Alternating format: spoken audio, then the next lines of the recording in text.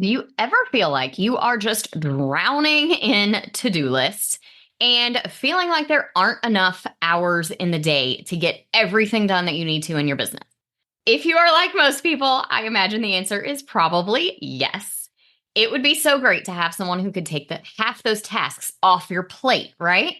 So today we are diving into a question that a lot of you have asked me to talk about, and that is, when is it time to hire help in your business?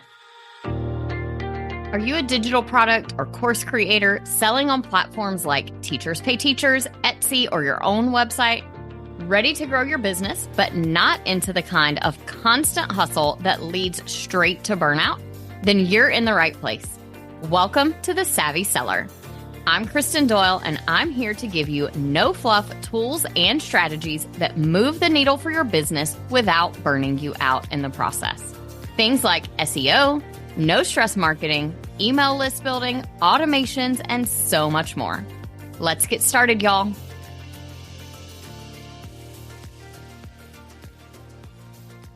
Before we jump into talking about when it's time to hire, let's talk about a couple of different types of team members that you could hire. First of all, you might hire independent contractors, or you might hire employees. Now, if you're in the US, this is a very important tax designation for what kind of team member you are hiring. Generally speaking, and I will give my I am not an attorney disclaimer before I say this, so definitely talk to your accountant or a business attorney in your area if you have questions about the difference. But generally speaking, independent contractors have more freedom and flexibility. They are almost considered as people who are running their own business, and they contract with you to do certain jobs, whereas employees are really a part of your business that gives you more control over when they work, where they work, what kind of software and devices they might be using, those sorts of things. But in return, you also have more responsibility to those people. In many cases, you might need to pay for insurance. You will have some tax implications that you have to deal with for them. So independent contractors, you have less control, but also less responsibilities, whereas employees, you have more control over when and where and how they work, but that also comes with added responsibility on your part. Now, in addition to that, if you are just hiring independent contractors, which is where I would recommend that you start out for your earliest hires, you could hire people to do one-off short-term types of projects, or you might hire people for a long-term working relationship where they will really feel like they are part of your team, even though they are independent contractors who, like I said, are running their own businesses as well. So now that we are on the same page about what types of hiring you might choose to do, let's talk about when you're ready to get started. And first up, I think it's important to talk money, especially if you are thinking about hiring long-term team members, whether those are independent contractors or employees. Because once you've hired people to work with you on a long-term ongoing basis, you need to have enough savings in your business accounts that you would be able to continue paying them even if your sales take a hit. If you are hiring people and you are barely making enough to pay them, you might need to think about changing your structure for how you are saving and spending your business income, maybe looking at that business budget again so that you can build up enough savings to be able to pay people, even if your sales take a little bit of a hit for a short while. I would suggest 3 to 6 months so that you wouldn't have to cut your team members who might be really important to continuing the work to get you out of a sales rut that you might be in. You want to make sure that you have plenty saved, that you can continue paying them even if you hit a rut of some sort with your sale, so that you can get out of that rut and continue working with those people. It's really important to set aside some of your profits as a safety net for the business. And personally, I follow the Profit First framework.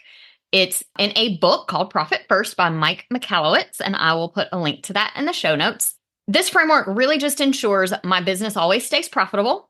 I have enough to pay myself, and I have plenty set aside for my business expenses and enough saved so that when it comes time to pay team members and when quarterly taxes are due, I am not having to stress out about those things because I've been setting aside money all throughout the year for them.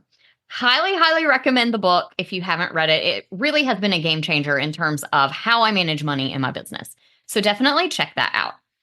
Having that financial cushion isn't just about, the money and knowing it's there to pay people. It really gives you so much peace of mind because you know that even if your sales get a little slower, you'll still be able to support your team and you can focus on growing the business, recovering from a dip without constant stress about how on earth you're going to pay your payroll for the month or those independent contractor invoices when those start rolling in. So we've talked about the money side of things, but let's talk about business readiness. How do you know if your business itself is ready for additional help? When you are overwhelmed and you're not getting things done, that is a major sign. If you're feeling a lot of burnout, if you're missing those deadlines that you might have set for yourself, if your to-do list is overflowing to the point that you can't even decide what to work on because you just feel overwhelmed when you look at it. Those are all major red flags that you are getting to the point in your business that you can't do it all on your own and you need some help. I know for me, I hit that overwhelm point when I was still teaching full time and I was working on my business at night and on the weekends. And my business had been rapidly growing and I was at this point where I just literally could not get everything done that needed to be done. It was a breaking point of sorts. I was just at a point where I knew I couldn't handle it on my own and I had to have some help. So if you are feeling overwhelmed, that might be a really good sign it's time to either look at what you are doing and cut some things off of your workload, or if the things on your workload are all vital to growing your business, then it's probably time to hire some help. Another reason that you might need to hire some help for your business is when you find that you just need an expert. See, just because you could learn something doesn't mean it is worth your time. When we're just starting out in our business, we tend to just try to find ways to DIY everything, to learn and do things ourselves. And I think that's really important. Early on in your business, you don't have the income to support hiring a team to begin with. But also, it's important for us to kind of get our feet wet in all the moving parts of running our business so that we know what we enjoy, what we're good at, what needs to be done by a team member that we hire down the road. Those things are really important. But as your business grows, there comes a point where you need an expert to handle things that you aren't good at. And just because you could figure it out on your own, it doesn't mean that it's worth your time or that you'll get the best result that way. There are, of course, those tasks in our business that really do require our own personal attention, but so many other things that we're doing in our businesses could actually be handled better by someone who specializes in those things. I am thinking about tasks like accounting. I am not an accountant. I don't keep track of all the changing tax laws, but my tax strategists and accountants do. And so it is much better for me personally and for my business for me to hire that out.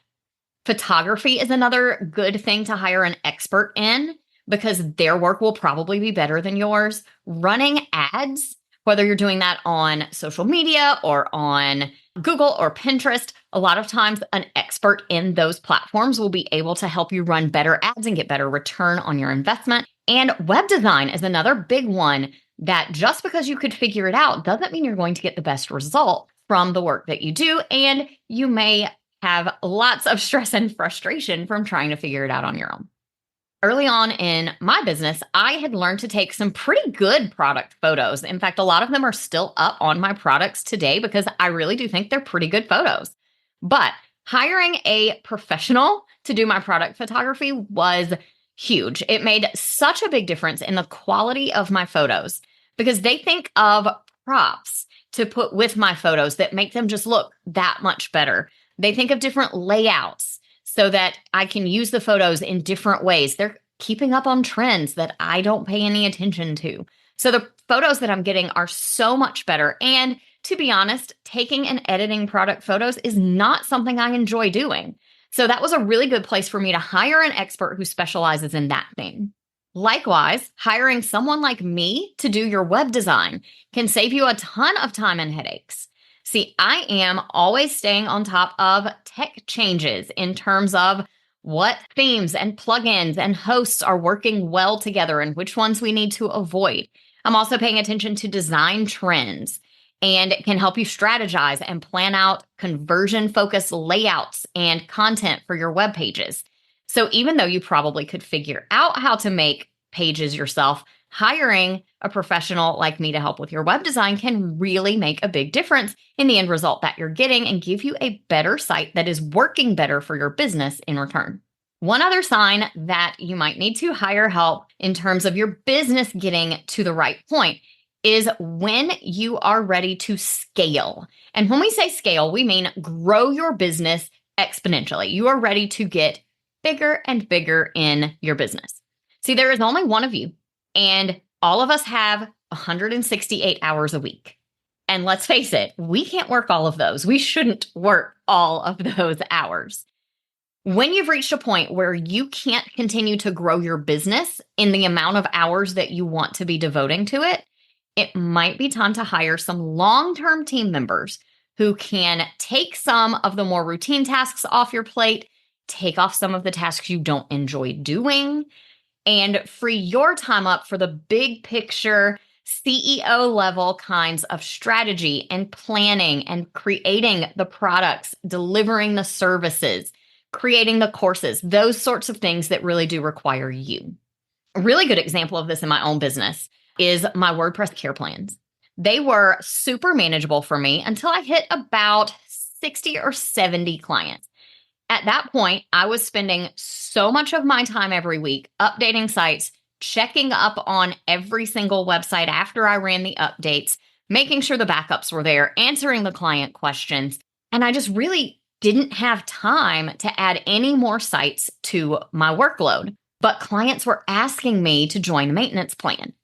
And I didn't want to say no. So I looked outside of just myself and I hired a team member to handle all of the routine weekly updates. And that really was the only way that I could add more clients to my WordPress care plans, because now she is handling all of those regular updates. After she does the update, she looks at every single website to make sure everything looks great after the updates are done. And that frees me up to focus on the non-routine things, the requests to update or change something on the website, any issues that pop up that the client needs my help solving. I get freed up to work on that stuff because she is handling the routine things. And there is no way I could have scaled that part of my business to the point it is now without having that team member on board. So here is today's actionable tip for you. I want you to start by creating a list of those tasks you're doing that drain you, either your time or your energy. So keep a log for a week or two of everything you're doing in your business. Track the hours that you're working on those things and label them depending on how much you like to do them. Do you love it? Do you like it? Is it one of those things that's okay, but you'd rather not do it if you don't have to? Or is it something you truly cannot stand doing? For me, those tasks that I really don't enjoy doing are the ones that I tend to put off and they don't get done. And that can have some really negative effects for my business. So those are some of the first things that I choose to hire out because I know they need to be done and I tend to procrastinate them. So label the things that you're doing based on how much you like to do them, and then track those hours that you're working. Once you've tracked a few weeks worth of time, you can multiply that out to find out how many hours you would be working in an average year, and then divide that by your income to determine your average hourly rate. Think back to when we were working those high school and college jobs and we were getting paid a certain number of dollars per hour, as opposed to working salary jobs or running a business where you really only see that income kind of coming in when you are selling things. Determine what your average hourly rate is for your work. And then go back to your list and look at the things you're doing and see which tasks aren't worth what you are essentially paying yourself to do them. This is really big for helping you to identify those areas where hiring help can save you time and also make really good financial sense. Because if your effective hourly rate for yourself is $100, for example, and you are answering routine emails about how a customer can access something that they've purchased from you, that is probably not a $100 an hour task. And you could find a $20 or $25 or $30 an hour VA, maybe even someone less expensive if you are open to hiring people outside the US who can do those things for you. That will save you a ton of time. And like I said, it will make a lot of financial sense because you get freed up to work on the things that are worth your $100 an hour effective hourly rate. So if you are thinking about whether or not it is time to hire that first team member, or maybe hire some additional team members, maybe you're feeling ready to make those long-term team member hires, think about the things that we've talked about in today's episode. Is your business financially ready? Do you have a 3 to 6 month cushion of how much you would need to pay those people just in case something happens? Are you feeling some of those signs of overwhelm in your business? Are there places where you need things done that would be better done by an expert in that area than by you figuring it out on your own? Or is it time to hire some help so that you can scale your business up? Think through your business situation, see which of these resonate, and if you are financially ready and any of those other signs hit home with you, then it might just be time to bring on some help or some additional help for your business. Thank you so much for listening today. If you enjoyed this episode, please take a minute to leave a review on your podcast app and follow the show so you'll get alerts when new episodes are released. And be sure to join me next week for the next episode in our hiring series, where I will be talking about how you can find the right person to hire for those positions that you are thinking about hiring for. I'll talk to you soon. If you loved today's episode and want more where that came from, check out my everything page. It's your one-stop shop for all things savvy selling. From free resources and templates to full courses and coaching, you'll find everything I offer to help your business shine in one handy place.